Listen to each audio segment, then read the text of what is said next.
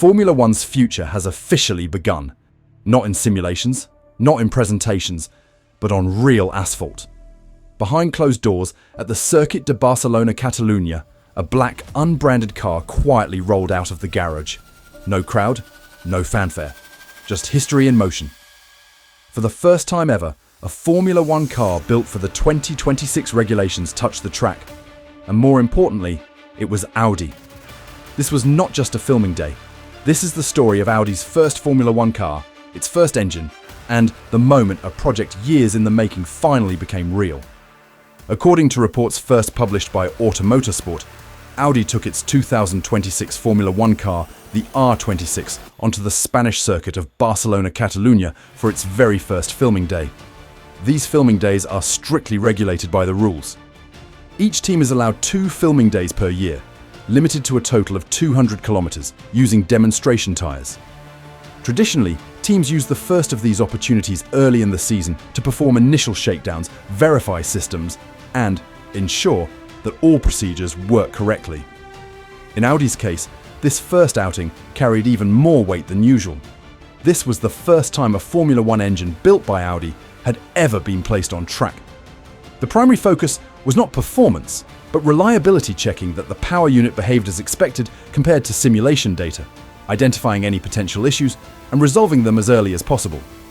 With pre-season testing scheduled to begin unusually early, on January 26th at the same Barcelona circuit, time was critical. The goal of these early runs is clear: gather massive amounts of data and accelerate development for this completely new generation of cars. The test was conducted privately, behind closed doors, in an effort to avoid unwanted attention.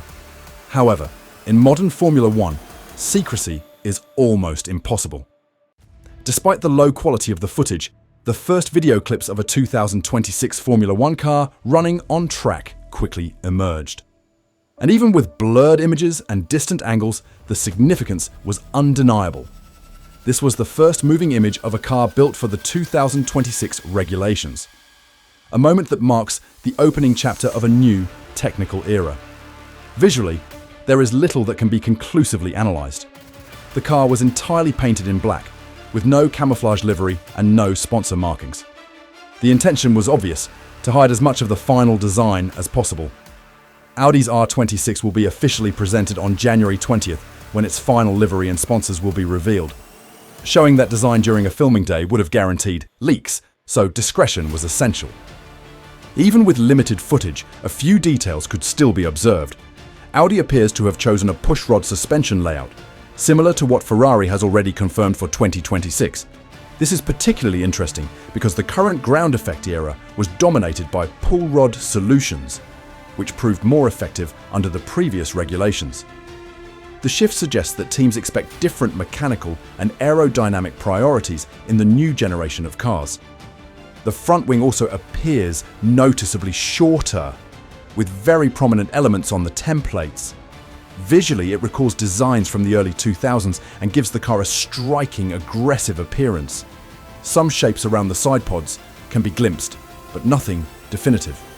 With the entire car painted black, Audi clearly prioritized secrecy over spectacle. At this stage, however, the car itself is still a very early version, a preliminary platform designed primarily to test the power unit rather than showcase final aerodynamic concepts. The heart of this entire project is Audi's power unit. Only days before this filming day, Audi had already revealed footage of the engine being started for the first time.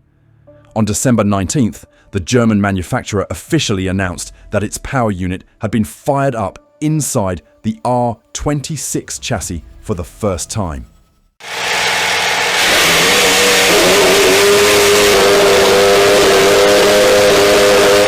This moment was described as emotional and historic by those present. Engineers, mechanics, and project leaders could be seen visibly moved, including Mattia Binotto and Jonathan Wheatley, who now lead the Audi Formula One project. It represented the first tangible result of years of development, testing, refinement, and overcoming countless obstacles. This was Audi's first ever Formula One engine roar. Although the initial sound clips were short and recorded in controlled environments, they revealed something important. The engine architecture remains similar to the previous generation, but without the MGUH. The absence of this component has had a noticeable effect on the sound. The engine appears more aggressive, more raw, and more mechanical. Under braking, there is clear crackling during downshifts, something that had raised concerns among fans and engineers alike. There had been fears that, due to energy regeneration requirements, the internal combustion engine might continue pushing under braking, creating an unnatural sound profile. However, at least in the available clips, the behavior sounds familiar, much closer to what Formula One audiences are used to hearing.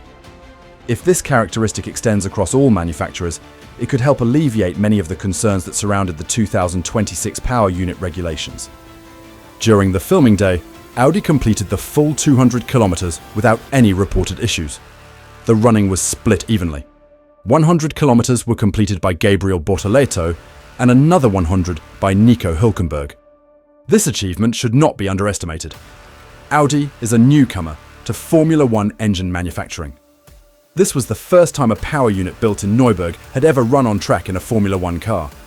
History offers clear warnings. During the 2014 hybrid introduction, some manufacturers struggled to complete even a single lap in early testing. This time, however, it appears that all manufacturers have learned from past mistakes.